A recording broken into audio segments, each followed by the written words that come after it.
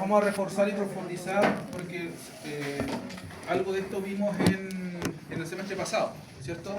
No sé si se recuerdan. Entonces,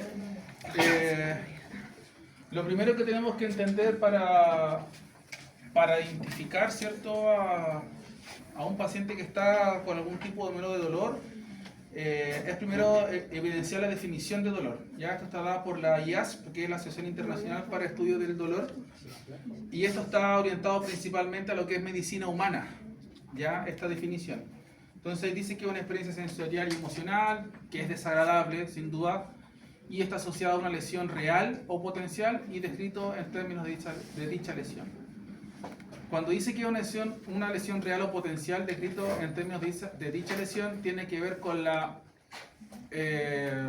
tiene que ver principalmente con la sincronía que hay entre el daño que se está generando y la expresión del dolor. Recuerden que para que un paciente exprese dolor, el paciente primero que todo tiene que estar consciente y tiene que expresar una emoción a través del estímulo. O sea, en este caso tiene que gemir, tiene que ladrar, tiene que aullar, tiene que morder, tiene que darse vuelta, etc. ¿Ya? Y obviamente va a ser en términos de dicha lesión. O sea, si vemos que un paciente, por ejemplo, tiene una laceración pequeña, el estímulo va a ser acorde a su reacción. ¿Ya? Lo mismo si un paciente, por ejemplo, tiene alguna lesión que es mucho más compleja o más abarcante, el paciente va a reaccionar en función de esa lesión más severa y más abarcante. ¿Ya? Si lo llevamos como algunas características principales, importante que el dolor siempre va a ser una experiencia única, y esto es súper importante porque, como comentábamos en las clases anteriores, puede haber pacientes de una misma raza, de una misma camada, de un mismo sexo, de un mismo color incluso, pero ambos van a responder de manera distinta a un mismo estímulo doloroso o a un estímulo nociceptivo, que tiene que ver con la inhibición de la conciencia. Recuerden que la gran diferencia entre un paciente que manifiesta dolor a uno que va a manifestar un evento nociceptivo tiene que ver con la alteración de la conciencia. ¿Ya? Por lo tanto, eso hay que tenerlo muy en cuenta. Punto 2, ya lo describimos recién, son fenómenos completamente diferentes. Y la gran diferencia tiene que ver con el estado de conciencia. El paciente que va a manifestar dolor es un paciente consciente. Y el paciente que va a manifestar algún estado nociceptivo es un paciente que está inconsciente. ¿Ok? Por eso es que el paciente que está anestesiado y correctamente anestesiado no es un paciente que debiese gemir o debiese reaccionar de manera emocional a un estímulo doloroso. ¿Ya? Porque se entiende que su percepción del punto de vista farmacológico está alterada, ya está deprimida. Como último punto dice, la incapacidad para comunicarse no niega la posibilidad que un humano o un animal experimente dolor. O sea, no porque el hecho de que un paciente no pueda experimentar dolor, no podemos asumir que no le duele. ¿Ya? Lamentablemente, desde el punto de vista farmacológico, hay fármacos que se aplican al paciente, por ejemplo, un fármaco disociativo, y usted aplica el fármaco disociativo en el paciente, al paciente usted le genera un estímulo doloroso y el paciente, debido a esa vía farmacológica, el paciente no integra el dolor. No porque no lo sienta, sino porque no puede expresarlo. Pero un paciente que está consciente. Y el mejor de los casos es lo que ocurre cuando aplicamos solamente ketamina a un paciente para ejecutar un procedimiento doloroso. El paciente siente dolor, pero no logra expresarlo, porque la ketamina, dentro de sus efectos disociativos y catalépticos, el paciente no puede expresarse, pero sí siente el dolor. ¿Ya? Por eso yo les comento y les vuelvo a repetir, la ketamina como fármaco único para realizar un procedimiento no doloroso no es un fármaco indicado. Pero a veces comentan, pero si va a ser un par de puntos no le va a doler nada.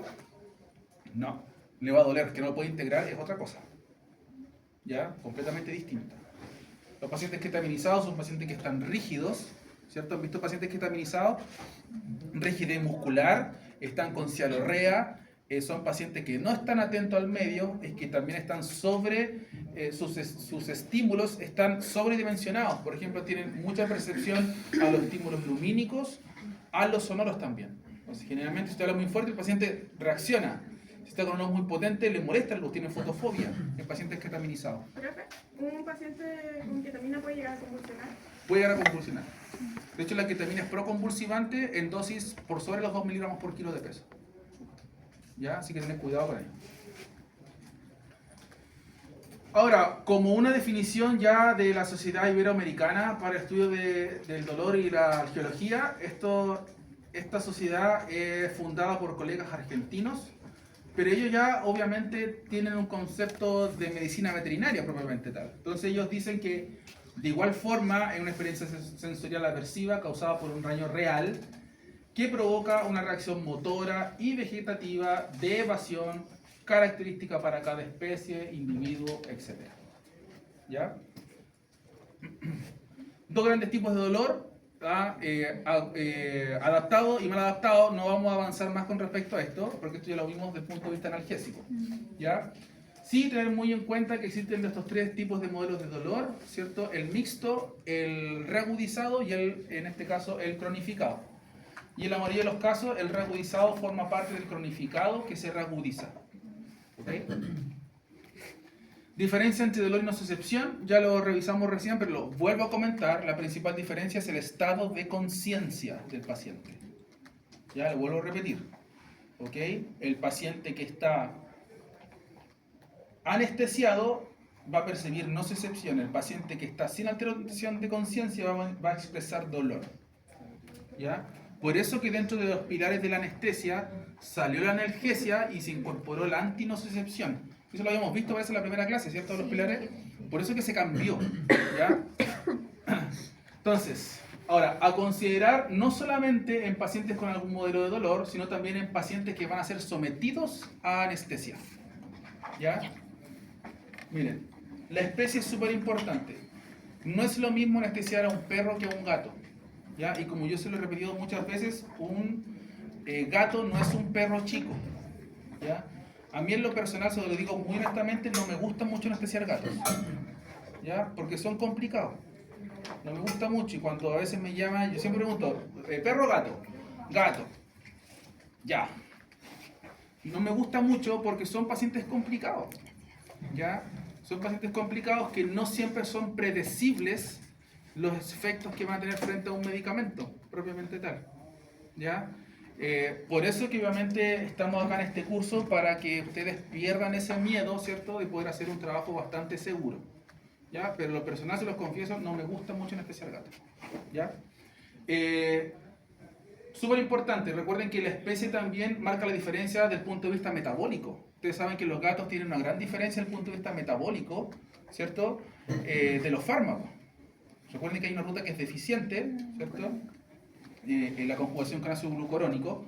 Por lo tanto, ya tenemos una brecha completamente distinta de un canino. ¿Ok? La edad también es súper importante. No es lo mismo anestesiar a un paciente pediátrico de 2 meses, de 1 mes, a un paciente añoso de 10, 12, 14, 15, 16 años. ¿Ya? Ambos extremos tienen sus requerimientos individuales y tienen sus complejidades, partiendo por el tamaño. Y no solamente eso, siguiendo en cuenta con el metabolismo y una serie de eventos que nos podemos encontrar que están adornando a la edad. Generalmente los pacientes añosos son pacientes que manifiestan patologías de base. Hay mucho paciente añoso que pasa cirugía y anestesia con patologías cardiovasculares de base. Pacientes que tienen trastornos endocrinos, ¿ya? Pacientes que tienen trastornos, por ejemplo, con patologías crónicas, como por ejemplo enfermedades renales, ¿ya? Enfermedades hepáticas, etc. Cirugías previas o postquirúrgicos. Esto es importante, ¿cierto? Esto también lo conversamos cuando hablamos del registro anestésico. Es importante consultar y tener en cuenta si el paciente ha sido sometido antes a algún tipo de acto anestésico puntualmente. Y preguntar, ¿cierto?, cómo el paciente respondió a esto principalmente. ¿Ok? No es lo mismo anestesiar a un paciente que está sano a uno que está enfermo. Lo comentamos recién. ¿Ya? Y pacientes estresados que se van a anestesiar, evítenlos. ¿Ya? Ya lo habíamos conversado, esto me parece, ¿cierto? Clase pasada. Eviten anestesiar o sedar a pacientes que están estresados. Son pacientes que por una parte van a generar un exceso de catecolaminas, y al igual que a mi profe se le murió el perro o el gato, les puede ocurrir a ustedes lo mismo. Y lo otro que también ocurre en pacientes que están estresados o que están con mucho miedo o estrés con agresividad, tienden a ser un poco más refractarios a los fármacos depresores. Porque como está una liberación excesiva de catecolamina, tienden a frenar mucho el efecto depresor del sistema nervioso central. Entonces son pacientes que quizás con dosis estandarizadas para desplomar un paciente tranquilo, en ellos no va a suceder. No va a caer el paciente a una dosis que está estandarizada. Entonces, ¿qué ocurre? Que no se encuentra nada mejor. Pucha, no cayó, tengo que tomarle sangre igual, tengo que hacer esto igual. Vamos con más dosis. El paciente no cayó con este siguiente bolo de fármaco depresor y vamos con una tercera. Y finalmente, cuando ya el paciente empieza a tener efecto de la primera dosis que usted aplicó, vamos con el shock de la segunda y vamos con la última. El paciente se les deprimió mucho y se les murió. Entonces, por favor, no sometan a pacientes estresados o estrés con agresividad o con ansiedad a un manejo anestésico o de sedación. Recuerden que todo esto se evalúa, como vimos anteriormente, en la evaluación preanestésica. Si usted determina que en esa evaluación el paciente ya viene muy estresado a una simple revisión, donde usted no va a generar ningún estímulo doloroso en el paciente, ese paciente el día del procedimiento o el día de la cirugía tiene que venir medicado. ¿Ya? ¿Con qué lo podríamos medicar? Trazodona, ¿con qué más? O con gabapentina o una combinación de ambos. ¿Ya? Ojo con eso. Dosis de la trazodona. 0,1. O sea, mucho. En perros, en perros. 50 miligramos kilo. 50 miligramos totales. En gato. En perros. Si era muy... ¿Ah? mucho. En perros, la dosis en perros. Si era muy esto era 100, sí, creo. 50 miligramos totales en perros. En perros. ¿Ah? 100 miligramos totales en perros. O 100 miligramos por kilo. Pero si su compañera está dando la respuesta. No, acá tengo que decir 100. En gatos normales, 50. En tuyos, 100. Pero en perros. ¿Cuál es la dosis de la trazodona en perros? 10. ¿Ah? 10 miligramos kilo. 10 miligramos kilo. ¿Ya? 10 miligramos kilo. ¿Ya? En gatos son 50 miligramos totales por gato, perdón. O como bien dijo su compañera, en gato Chucky, 100. Ah, eran gatos. Vamos un gato Chucky en la prueba, por favor. ¿Ya? En perros entonces sería 10 miligramos. 10 miligramos por kilo. No 5 a 10. Es que generalmente el 5 en un paciente que está que es agresivo o estresado no le va a hacer nada. 10 miligramos por kilo. ¿Ya? ¿Vamos bien? Sí. Ok. ¿Cómo que? ¿Qué efectivo sería, por ejemplo, un paciente que se está comportando mal, por ejemplo, intrahospitalario? ¿Se podría dar una dosis? Se puede totalmente. ¿En cuál sería una dosis? No voy a medicar. ¿De qué? ¿De trazodona? Depende obviamente de qué lo queremos lograr con el paciente. Y no me acuerdo cuánto era la dosis que había. Porque si no coopera en lo absoluto, 10 miligramos Y kilo. yo me equivoqué y le di más. ¿Y eso Y 4 a aún así 6 el perro no se horas. calmaba. la siguiente dosis se podría Y después 12 horas se puede dar. Sí. Yo he tenido casos de pacientes que han estado todo el postquirúrgico con trazodona. 10 días con trazodona. Cada 12 horas. Y aún así no se Porque calma. están muy inquietos los caninos, se quieren sacar los Y así puntos, que saltan por eso adentro. era No. porque no hizo Trazodona. ninguna reacción. Los 10 días, Y claro, los 10 después le días dijeron con al el doctor medicamento. que aún así no reaccionó y le subieron mal la dosis. 50 Creo que le habían dado totales como en gato. 100 miligramos. ¿Por qué? Sí. Pero mucho porque si mínimo es 10. Ya, como somos médicos, ¿cierto? Hay que entender esto. ¿Ya? ¿Alguien se atreve a explicar esto? No sé la TV, pero no. ¿Con décima? La costumbre.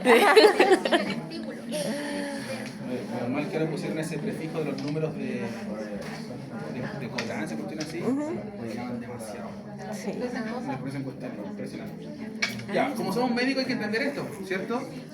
Claro. Ay, pensé que iba a dar de ese. Y después viene otro monito también bien interesante parecido a este.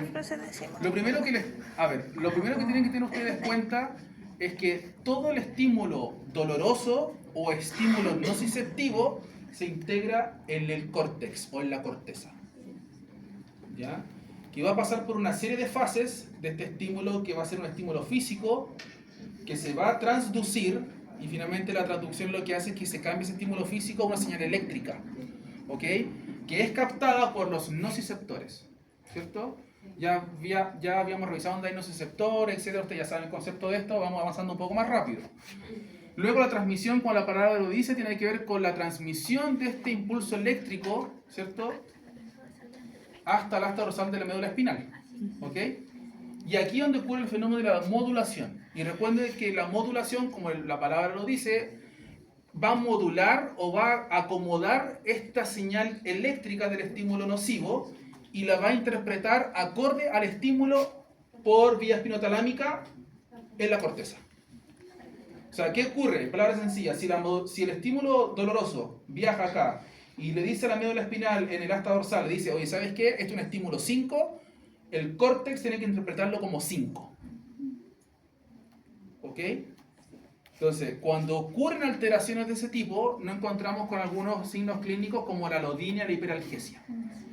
Donde hay alteraciones en la modulación, donde el paciente expresa el dolor o la nocicepción de maneras que no son acordes al estímulo. Hay un paciente, por ejemplo, con algún modelo de dolor neuropático. Yo solamente, en muchas oportunidades, por el solo hecho de tocar al paciente sin ejercer ningún estímulo doloroso, ninguno, usted lo va a tocar y el paciente va a gritar y saltar de dolor. Alodinia. ¿Ya? Entonces, obviamente hay que tener en cuenta todo este proceso. Profe, ¿puedes explicar de nuevo la modulación?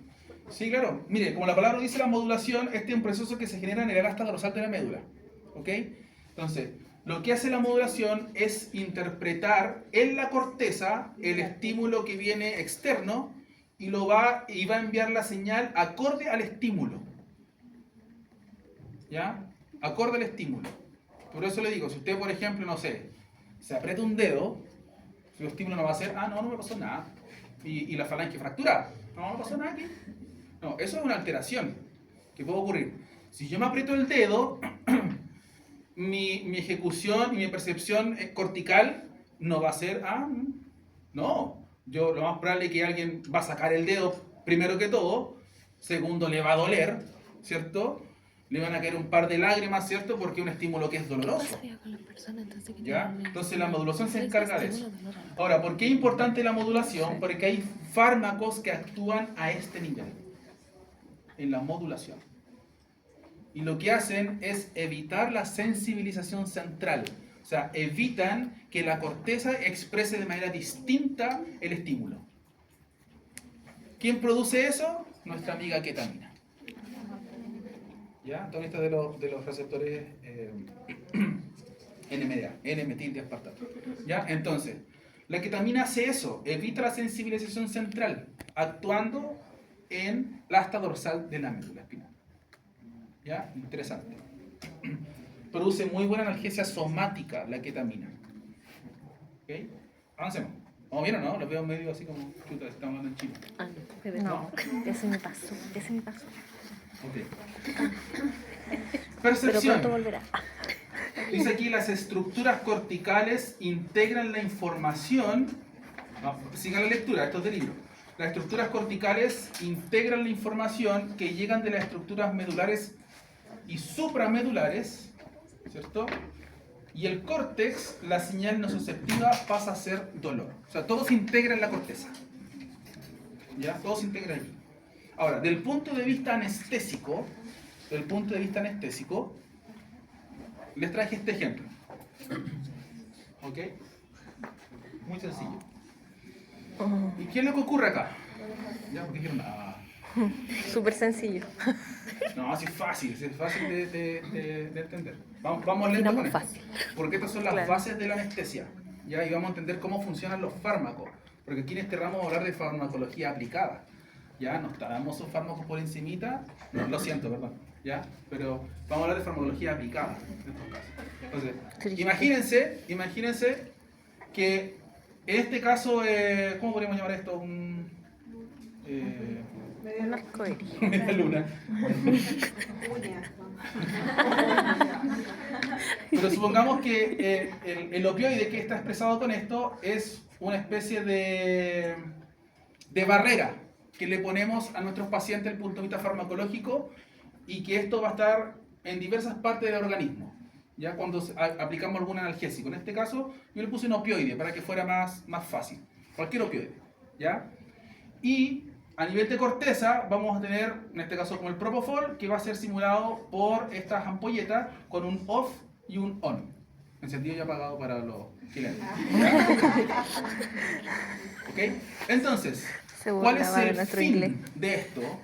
El fin es que cuando yo anestesio a un paciente, yo le voy a apagar el cerebro. O sea, voy a deprimir los centros corticales. Y al deprimir los centros corticales, el paciente no debiese percibir un estímulo doloroso. No porque el propofol sea un analgésico, sino porque inhibe la corteza. Ahora, por definición del libro y por las nuevas definiciones que hay, el propofol sería un excelente analgésico. Porque inhibe la percepción del dolor, pero no es un analgésico propiamente tal. ¿Se entiende la diferencia, no? ¿Sí o no? Porque no está descrito como un analgésico propiamente tal, pero al apagar la corteza, el paciente no siente el estímulo doloroso. Se llamaría Analgésico. ¿An-guión? Sí. No guión. Analgésico. Analgésico. Busque, ¿alguien tiene internet ahí? ¿Han pagado su plan? Me cortaron. No, pero igual sale la 1. Busquen analgésico. ¿Sí? Y me dan la definición. No se podía. No, el iPad tampoco. Si quieren les comparto internet. Google tampoco. Profe, me lo une. Es un medicamento que se utiliza. Ah, no. Pero no sale así. No, lo une como no analgésico. Ah, no vamos a ir separados. Analgésico. De la RAE, sí, está en la RAE eso. ¿Por qué sería qué? Es que lo corrige. No, pues ponga que no corrija. Pues. No, pues. Pone algésico. Que diga analgésico, no analgésico. No, es que es una cuestión de inteligencia artificial, pues no. Pues. Ya, pero mira, expliquemos de nuevo. Primero que todo, el propofol no es un analgésico, como clasificación farmacológica, ¿cierto? Es un fármaco, es un anestésico general de acción ultra corta con propiedades hipnóticas, ¿cierto? ¿Hasta ahí todo bien? Ok. Si yo le aplico propofol a mi paciente,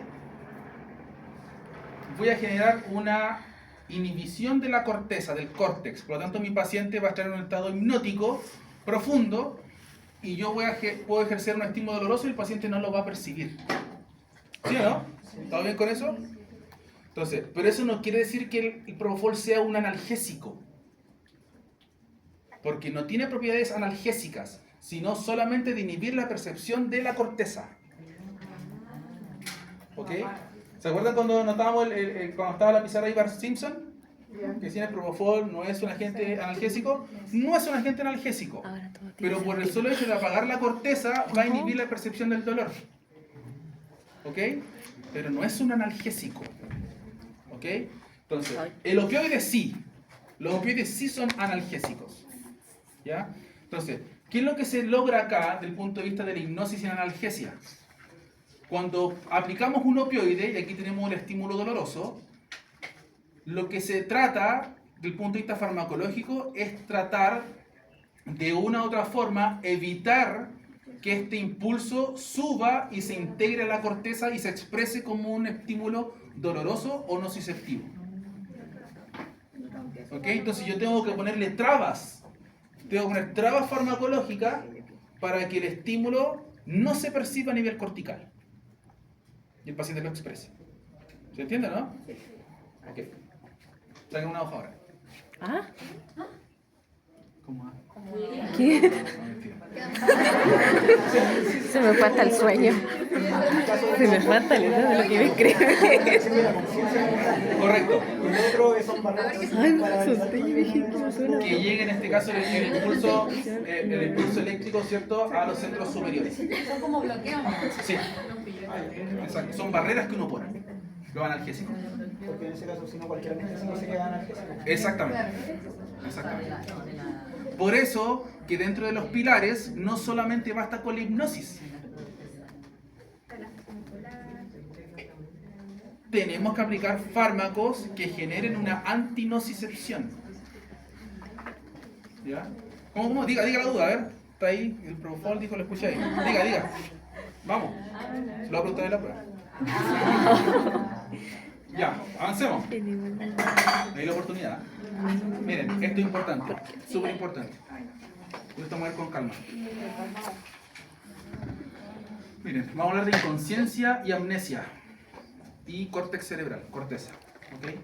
Miren, todo el procesamiento de la información y la entrada se hace a este nivel, en la corteza cerebral. ¿Ok? Es donde se percibe el dolor. ¿Ya? Pacientes que están obviamente conscientes. Cuando hablamos de un paciente que está en un estado de anestesia, el paciente recibe estímulos nociceptivos. Ahora, los estímulos nociceptivos van a ser expresados por el sistema nervioso autónomo, principalmente por el sistema simpático.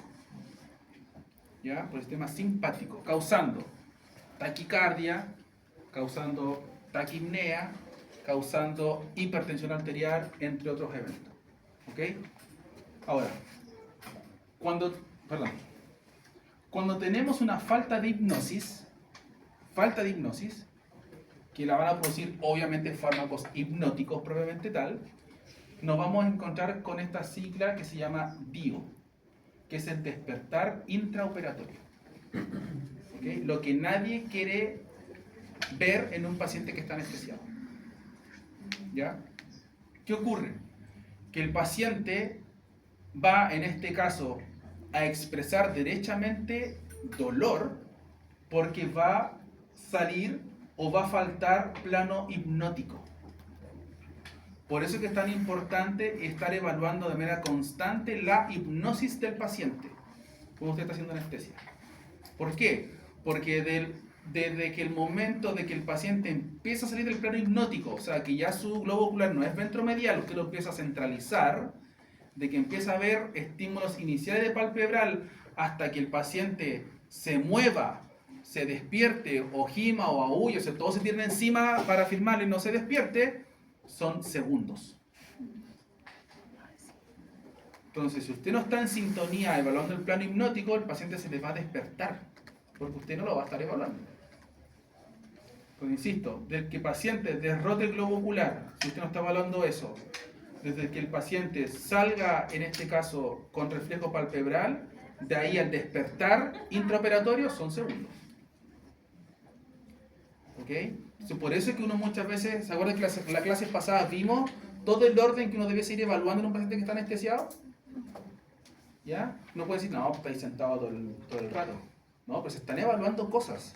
¿Ya? Se están evaluando eventos súper importantes en un paciente que está anestesiado. Entonces, por eso que muchas veces cuando uno está ahí evaluando el plano, a veces el paciente puede estar con ausencia del palpebral, pero usted levanta el palpebral y el paciente no está con el globo ocular ventromedial. No está ventromedial. Y ahí hay que despierte y palpebral segundos. Entonces, cuando han pasado esos casos, yo le digo al cirujano, oye, para un poco. No sigas traccionando, lo que estés haciendo no lo hagas. ¿Ya? Sueltan ahí, profundizamos al paciente, o le damos más hipnosis, o damos más analgesia, volvemos a evaluar al paciente y le digo, ok, sigamos. ¿Cuánto tiempo va a tener que esperar el cirujano? 1 o 2 minutos, no más que eso. ¿Ya? Eso es lo que se demora en volver a un plano adecuado para el paciente. 1 o 2 minutos, no más que eso. Ya sea subiendo el concentrador del vaporizador, o subiendo la tasa de infusión, por ejemplo, de Propofol, o subiendo la tasa de analgesia, etcétera, etcétera. ¿Ya? O brindándole quizás otro tipo de analgésico al paciente. 1 o 2 minutos que espere, el cirujano no se va a morir por eso. ¿Ya? Entonces hay que hacerlo esperar también. ¿Ok? Entonces, el paciente en este caso va a despertar por dos fenómenos principalmente en el DIO, en el despertar intraoperatorio, por falta de hipnosis y por dolor. O por estímulos nociceptivos, más bien dicho. ¿Ok? Entonces, en medicina humana se hizo un estudio donde el despertar intraoperatorio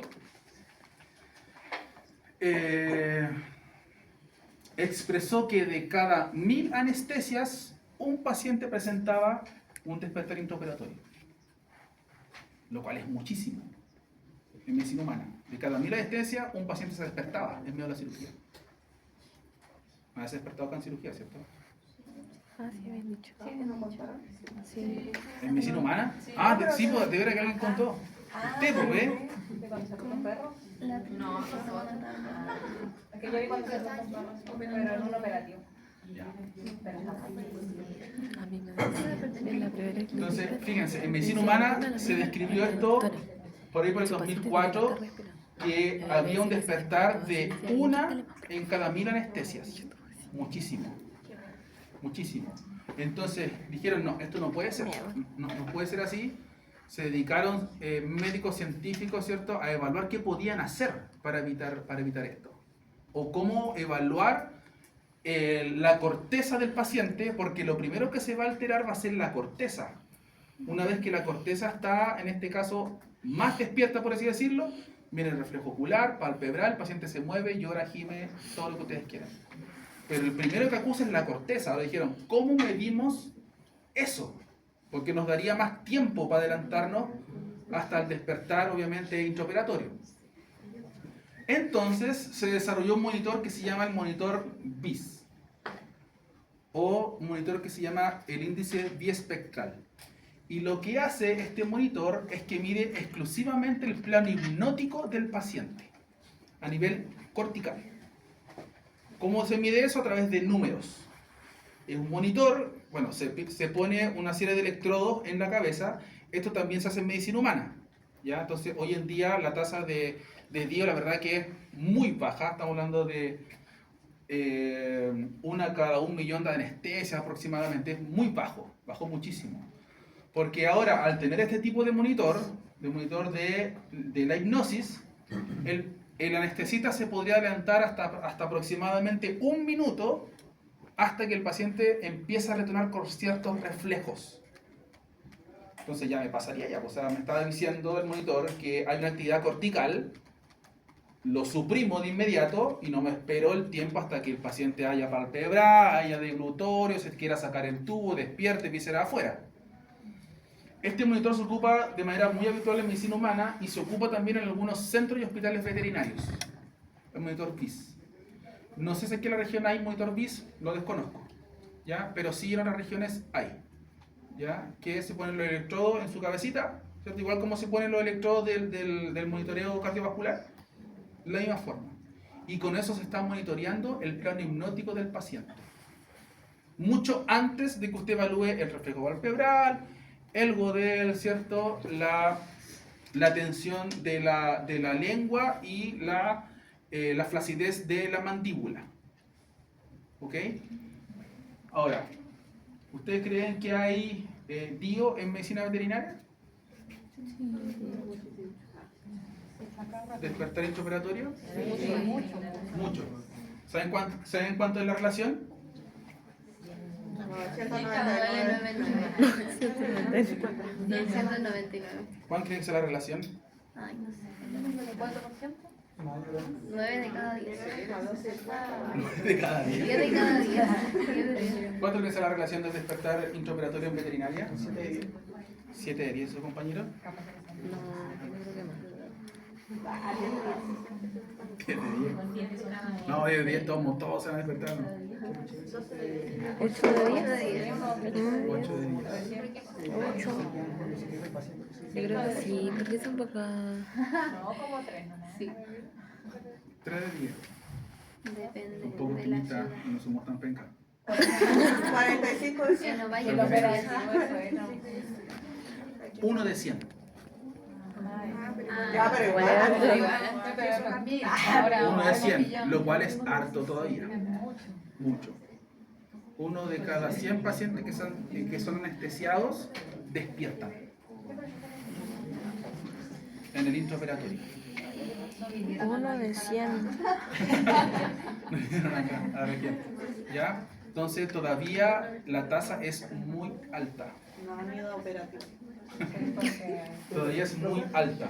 Igual, por ejemplo, muchos médicos veterinarios se basan en cuando el perro empieza a Avísame a las 4:30. Eso, ¿Ah? Avísame a las 4:30. Ya. y eso es la peor forma de medir al paciente. ¿Escucharon a su compañero, no? Sí, hay que muchos colegas se fijan primero que cuando el paciente le está doliendo, aplican un poco más. Sí. Vamos a ver si anestesiamos a esa persona, a ver si vamos a hacer lo mismo. Así, cuando te empieza a doler, te va a doler un poquito más. ¿Ya? Claro. Avísame. ¿Ya? Eso no puede ocurrir. Y por eso ocurren todos los fenómenos que vemos de ahí hacia adelante. ¿Ya? Por eso que vemos esos fenómenos que después los pacientes no quieren entrar a las clínicas. De tener un comportamiento ameno con el veterinario, después los terminan odiando, no los quieren ver.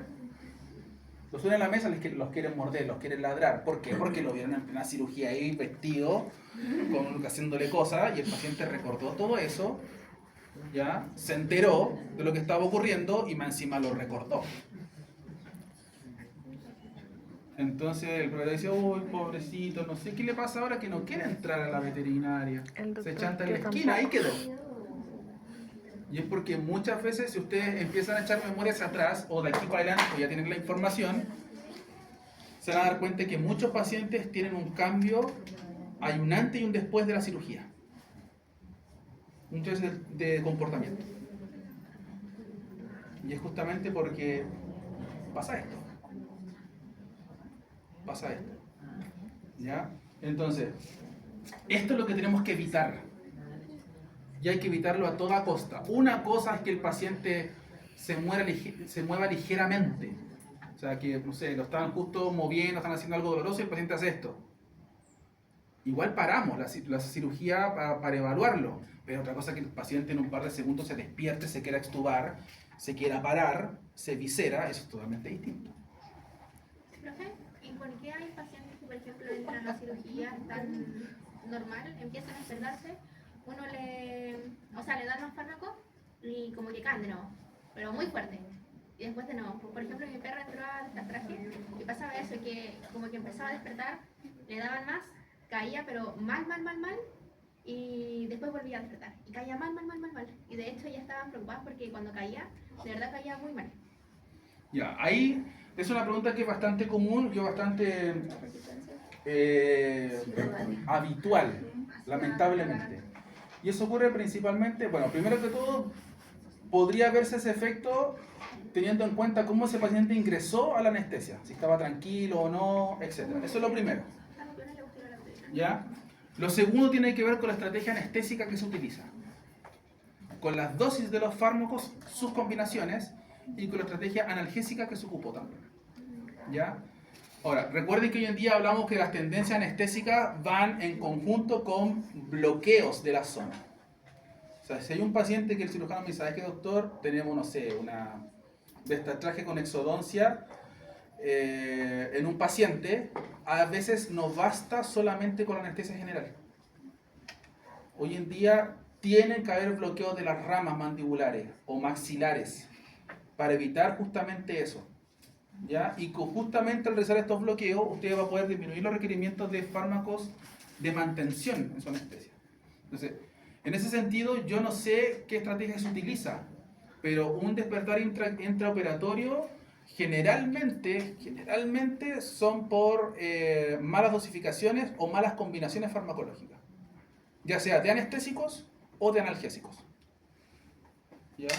Porque es muy raro que un paciente tenga un despertar intraoperatorio si usted calculó bien las dosis, evaluó antes al paciente, lo revisó, lo chequeó, tiene claro su estrategia que va a desarrollar. Es muy raro que un paciente tenga un despertar intraoperatorio.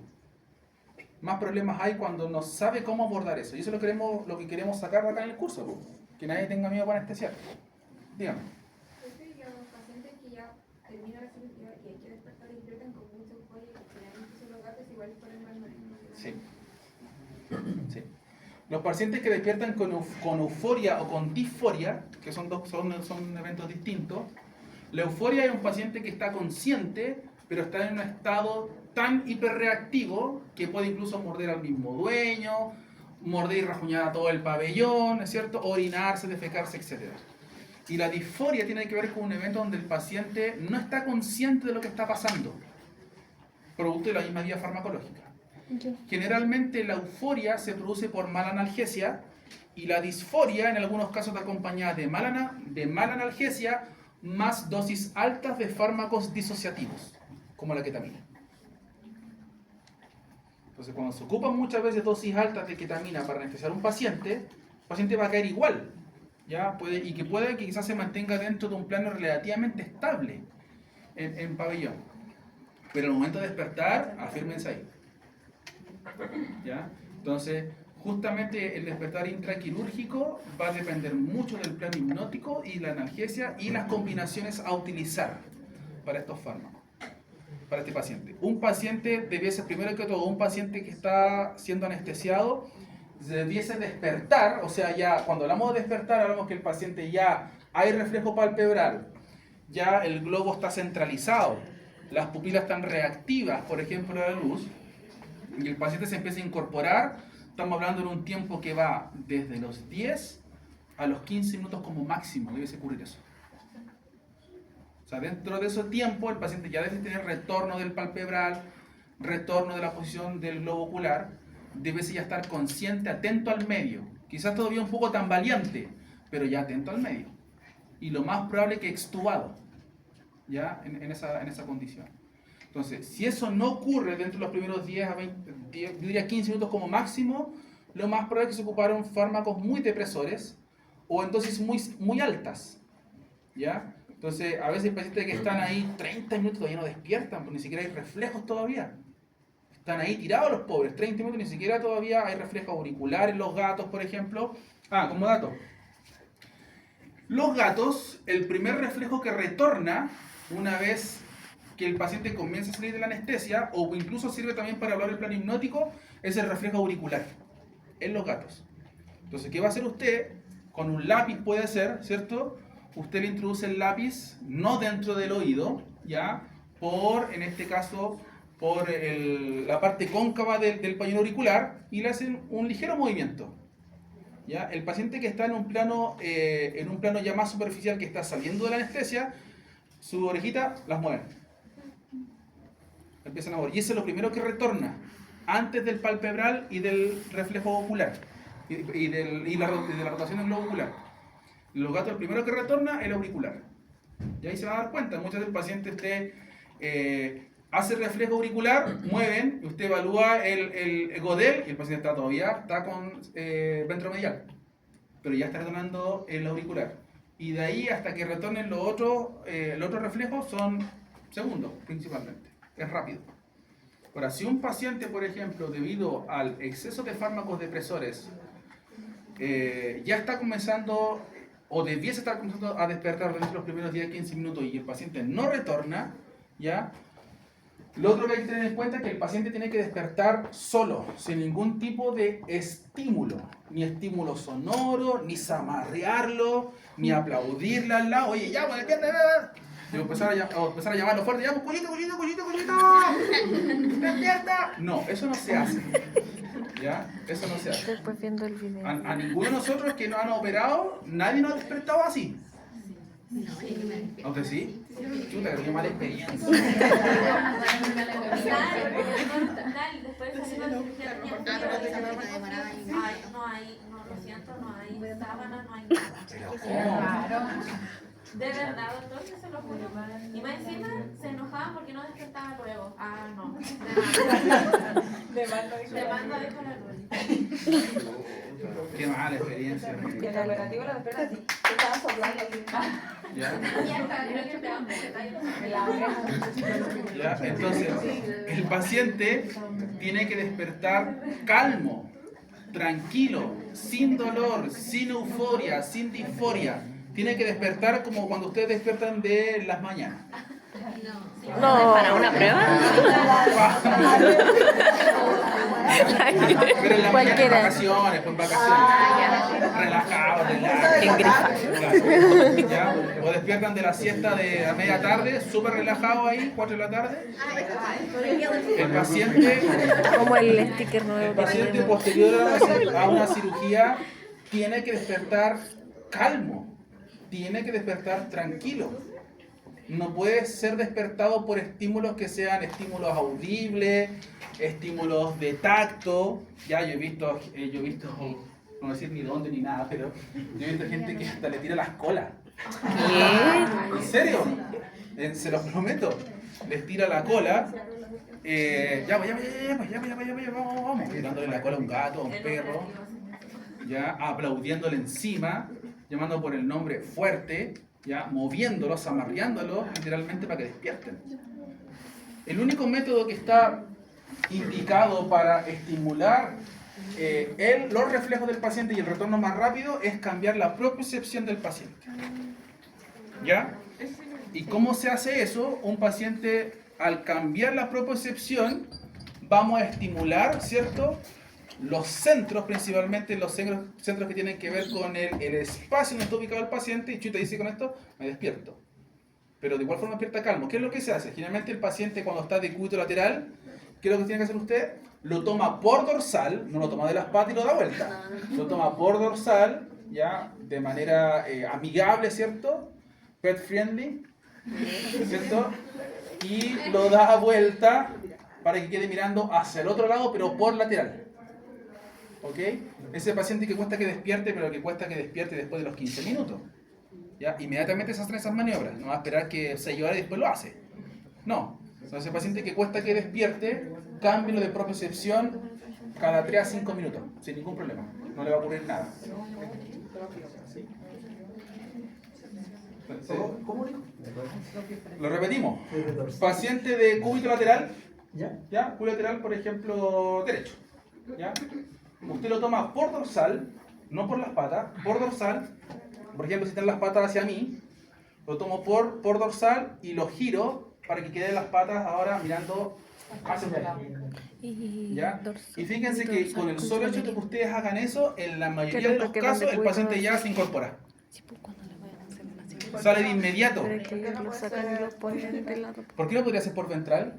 Torsión de la Por la rotación de los órganos. Claro, por la víscera. ¿Ya? Por la víscera, principalmente. Entonces, usted al momento de rotarlo hacia el otro lugar, inmediatamente la mayoría de los pacientes ya quedan ya con una percepción mucho más atenta. Ya muchos se empiezan a incorporar, empiezan a mirar, ya, pero el despertar siempre tiene que ser tranquilo. Siempre. Porque eso va a generar que toda su recuperación dentro de las primeras horas sea calma, que sea estable, ¿ya? Que sea agradable para el paciente, ¿ya? Entonces, eso es justamente lo que tenemos que estar evaluando en nuestros pacientes, ¿ya? Esto queda para la próxima semana. Creo que termina esto 4:30, parece, ¿no? ¿Sí? Vamos a mostrar unos videos con respecto al plano hipnótico y a algunos despertares, ¿ya? Consulta, es que también he visto algunas veces que le ponen azúcar. ¿A dónde? ¿Glucosa? ¿Azúcar a dónde? En la lengua. ¿En la encía? Es la primera vez que escucho eso. El operativo San Lucas. Sí. Nunca he ido al operativo, vaya. Se muere. Vaya, profe, vaya a Ovalle, le dan ataque. Se muere. Le da ataque. Yo creo que le da ataque de infarto. En serio, le dice darle glucosa y no le da nada. No tenía idea. Primera vez que escucho eso. Darle azúcar o glucosa en la encía. No, ni idea. Y después están las colchonetas. Y a la mano un chulo, así. Chuta. Ya, vamos a ver unos videos con respecto a despertares. ¿Me van a servir estos videos de esto? A veces hay que decir pucha que lata y seguir con la vida de eso. Qué terrible loco el profe. Oye, ¿en serio no aplica esas cosas?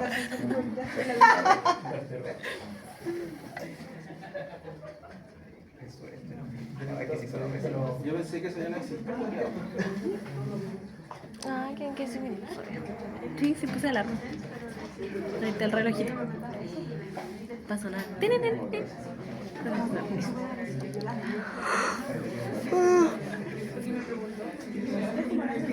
Ah, pero quizás va a poner los videos, va a hacer como un resumen de los videos y vamos a ver.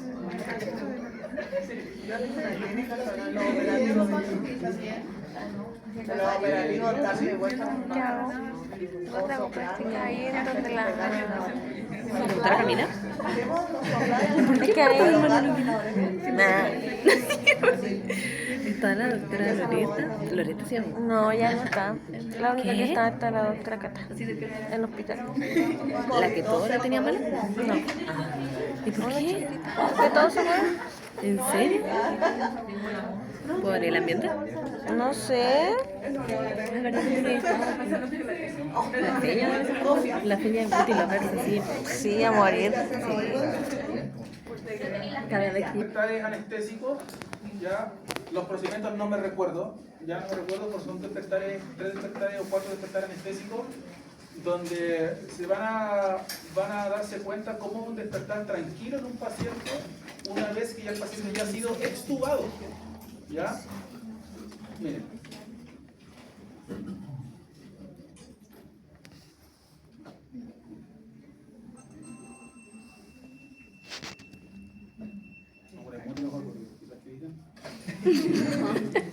Ya, ese es un paciente añoso, 12 años si mal no recuerdo, el procedimiento no recuerdo, ¿ya? Pero ese paciente ya está siendo extubado. Aquí hay un paciente que se está evaluando el plano hipnótico, ¿ya? Antes de comenzar la cirugía, antes de que el cirujano genere algún estímulo doloroso en el paciente. Miren, ahí se está evaluando el palpebral, ¿ya? Y también se está evaluando, ¿cierto?, la rotación del globo ocular. ¿Ya? Vamos a ver de nuevo. Miren, ahí se levanta el párpado, ¿cierto? Fíjense cómo está la rotación del globo ocular. Está muy claro, ¿ya? Pero créanme que está ventromedial, ¿ya? Y hay una protrusión del tercer párpado, ¿ya? ¿Ok? Este otro despertar, ¿cierto? Paciente ya extubado. Aquí hay otro.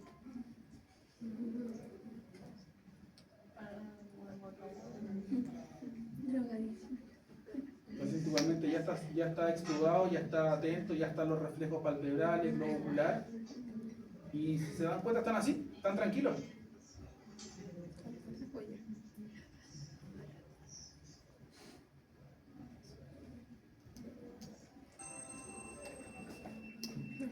Es el primero nuevamente.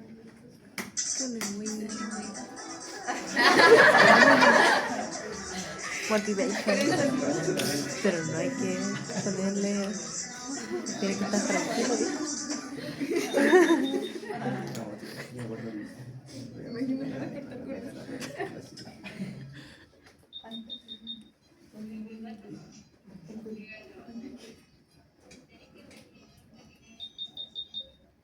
¿Ya? Entonces esto siempre tienen que evaluarlo. Bueno, esto es lo que se evalúa antes de que comenzar la cirugía y durante todo el proceso anestésico del paciente.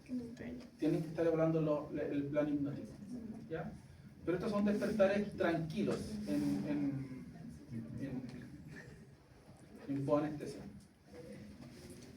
¿Ya? Ahí el pabellón todavía sigue estando temperado, sigue estando calefaccionado, ¿cierto? Hasta que ya es derivado a la hospitalización.